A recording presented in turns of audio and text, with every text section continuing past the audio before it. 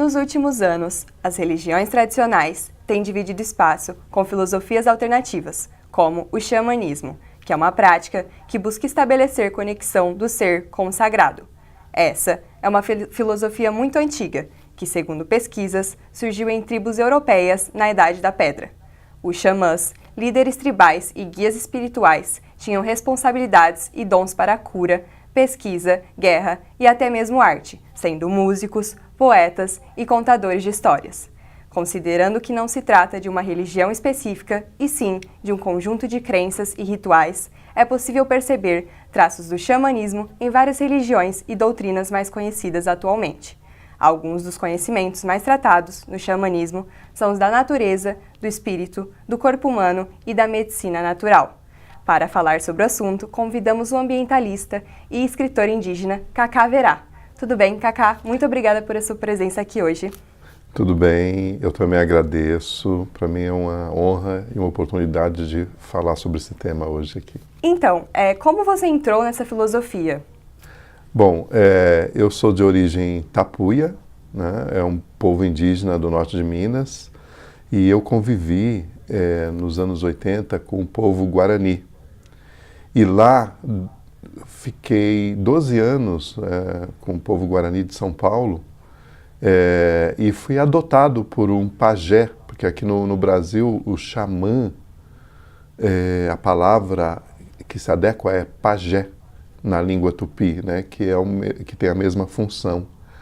E além de ter convivido com vários, porque depois eu iniciei meu trabalho, minha trajetória na difusão dos valores da cultura indígena do país, então eu vivi em mais de 17 povos, etnias, e enfim, e a partir daí que eu conheci.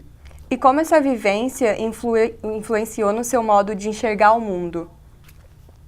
Fundamentalmente, me influenciou no reconhecimento de que tudo que existe tem uma vida e tem um tipo de inteligência.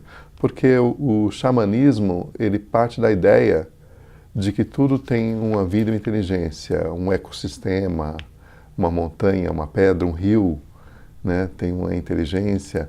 Então me influenciou na sensibilização de reconhecer que nós, seres humanos, não somos os únicos seres inteligentes sobre a Terra, né?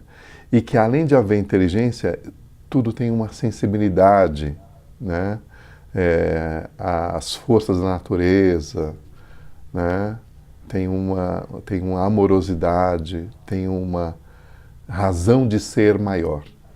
E durante os rituais que vocês fazem, tanto aqueles que têm transe e não, há alguma coincidência na vivência que todos vocês têm nesse momento?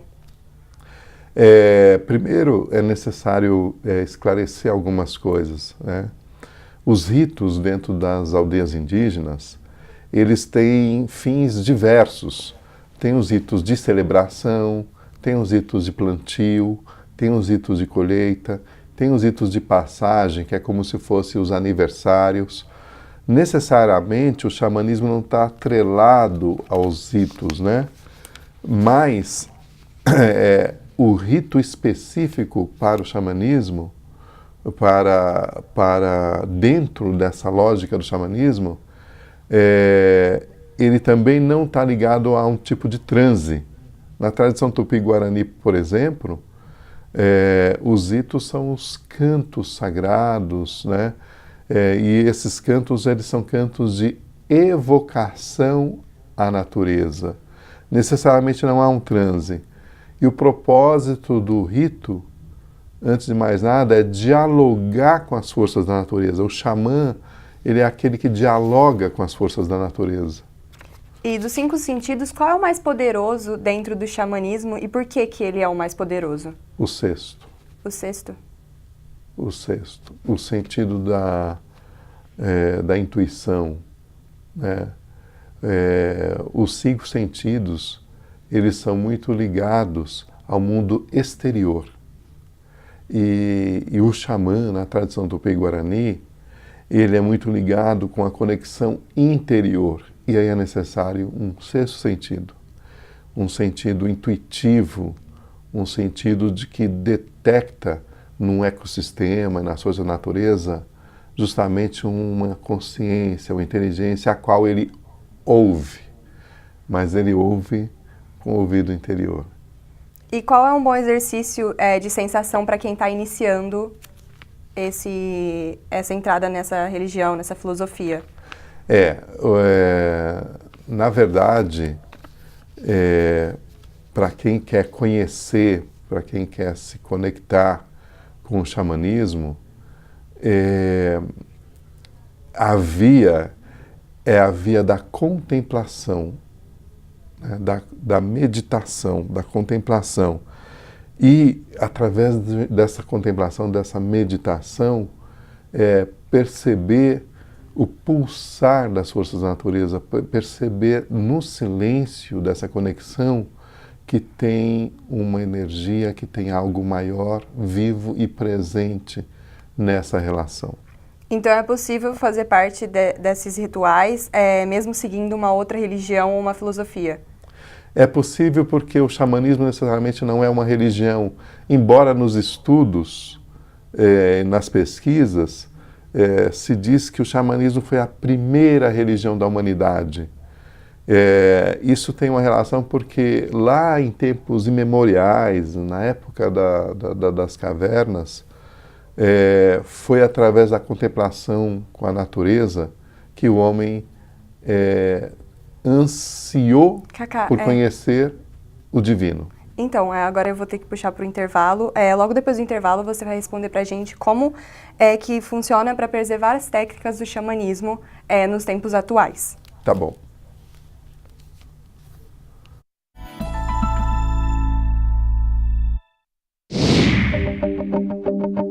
A aspirina é um remédio que todo mundo já usou um dia.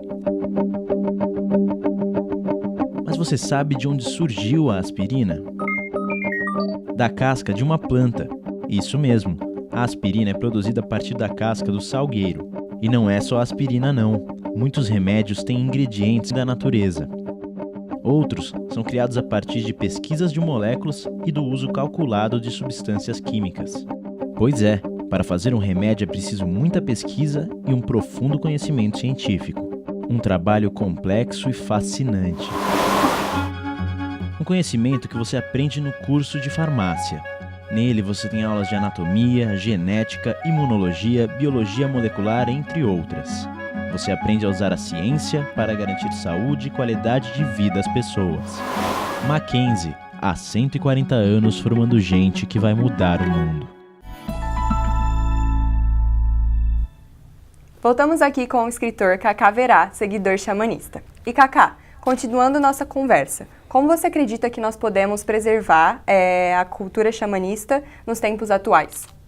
Bom, eu acho que, na verdade, o que importa na preservação do xamanismo são seus princípios, que é basicamente o seguinte: o profundo respeito à natureza, a gratidão à natureza e o reconhecimento da natureza como uma entidade, como uma inteligência, como uma vida, né? E isso é o básico do xamanismo para preservar. Por quê? Porque isso vai orientar o ser humano a não olhar a natureza somente como recurso, né? E vai ver a natureza também como que é como os povos tratam, como uma grande mãe, e que nós devemos cuidar dela. Na minha visão, o mais importante é entender o princípio, a filosofia e os valores que sustentam o xamanismo, do que, vamos dizer assim, a religião propriamente dita, né? Porque houve uma evolução da humanidade. Hoje nós temos diversas tradições sagradas, né, que podem complementar com esse princípio do xamã. Como, por exemplo, o Francisco, né, que é da tradição cristã, ele tinha um amor pela natureza e a gente vê ele como um xamã, né? E o xamanismo, ele se aproxima de alguma outra filosofia ou de alguma outra religião? Sim, o xamanismo ele se aproxima do que seria no Oriente, no Japão, por exemplo, o shintoísmo, que tem as mesmas bases, que é de reverenciar as forças da natureza e considerar o ser humano como um descendente das forças da natureza, como a natureza como os nossos antepassados. Eu acho muito bonito isso. Vamos acompanhar agora uma reportagem de Ana Gabriela Domingues, que discute um pouco mais essa relação. Remontando os primórdios da humanidade, o xamanismo busca, nos elementos da natureza, uma conexão com o superior. Através de rituais de origem indígena, danças e substâncias psicoativas, a crença tem conceitos que englobam desde a magia até a medicina alternativa. Como religiões mais tradicionais no Brasil, como a cristã ou a umbanda, o xamanismo possui filosofias e dogmas que são referências religiosas para os seus adeptos. No campo da filosofia, não se trabalha com a perspectiva da fé, mas da dúvida. É atravessada pela problematização, pela indagação, por mais perguntas do que respostas, exatamente para produzir pensamento reflexivo, pensamento argumentativo, pensamento crítico. A religião trabalha com a ideia de convicção. Então, tem uma verdade aí absoluta, que pode ou não se transformar num dogma, numa doutrina, estou dizendo que, a princípio, se transforma, e essa verdade ela é inquestionável. E a religião trabalha com argumento, trabalha com convicção. A filosofia não prevê uma convicção, prevê uma dúvida. Então, eu diria que são dois campos absolutamente distintos nesse sentido. Cacá, você fazia parte de alguma outra filosofia ou religião? Não, eu, durante meu desenvolvimento, né, infância, adolescência, na verdade eu era um curioso e de escuta aberta.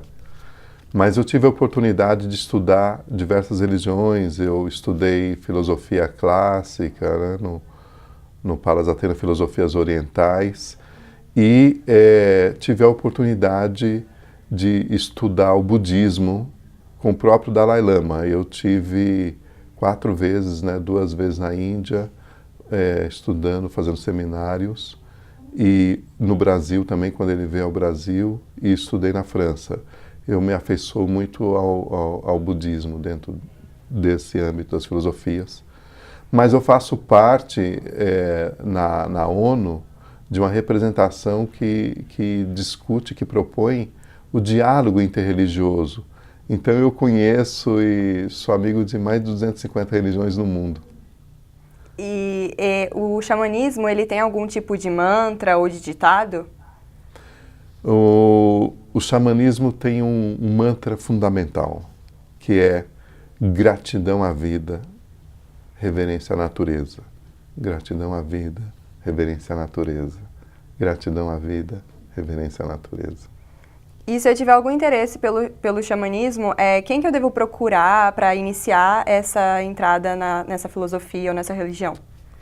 Olha, eu sugiro realmente ter um conhecimento teórico de uma diversidade de autores que escreveram sobre, por exemplo, Leon Cadogan, que é de origem paraguaia, que estudou os Guarani profundamente, em meados dos anos 50, que tem um livro chamado Aivu Raptá, que traz os fundamentos do xamanismo tupi-guarani.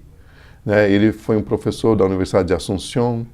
Né? Os livros dele, quando nasce na USP, o estudo das etnologias, os livros dele são os primeiros a serem adotados. Eu sugiro estudar o Nimuen Daju. Embora seja o nome Guarani, o Nimuen Daju, ele é um imigrante alemão que chegou no Brasil nos anos 20, o nome dele é Kurt Enkel, mas ele foi adotado por um xamã Guarani e ganhou esse nome, Nimuen Daju, e ele tem mais de 20 livros sobre a filosofia, a cosmovisão Guarani. E você encontra na internet, só clicar Nimuen Daju. Né? Sugiro estudar bastante antes, sabe por quê?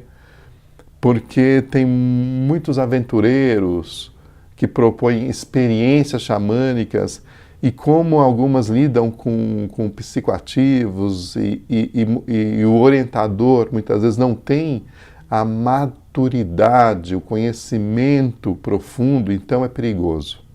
É melhor estudar antes. Bom, essa foi a nossa conversa com Cacá Virá. Muito obrigada por estar aqui hoje. O Papo.com fica por aqui. Obrigada pela audiência.